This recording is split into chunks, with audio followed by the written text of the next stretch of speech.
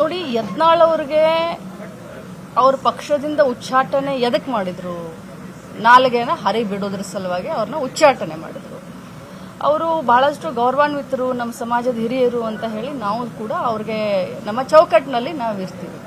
ಆದರೆ ಅವ್ರು ಮಾತಾಡೋ ರೀತಿಯನ್ನ ನೋಡಿದ್ರೆ ಅವ್ರಿಗೆ ಎಲ್ಲೋ ಅವ್ರ ನಾಲ್ಗೆಗೆ ತಲೆಗೆ ಕನೆಕ್ಷನ್ ತಪ್ಪಿದೆ ಅಂತ ಅನ್ಸುತ್ತೆ. ಭಗವಂತನ ಆಶೀರ್ವಾದ ಅವ್ರಿಗಿರ್ಲಿ, ಅವ್ರ ಆದಷ್ಟು ಬೇಗ ಅವ್ರ ಹೊಸ ಪಕ್ಷವನ್ನ ಕಟ್ಟಿ ರಾಜ್ಯದಲ್ಲಿ ಸಂಘಟನೆ ಮಾಡಲಿ ಅಂತ ನಾನು ಬಯಸ್ತೀನಿ. ನೋಡಿ, ಯತ್ನಾಳ್ ಅವ್ರಿಗೆ ಅವ್ರ ಪಕ್ಷದಿಂದ ಉಚ್ಚಾಟನೆ ಎದಕ್ ಮಾಡಿದ್ರು?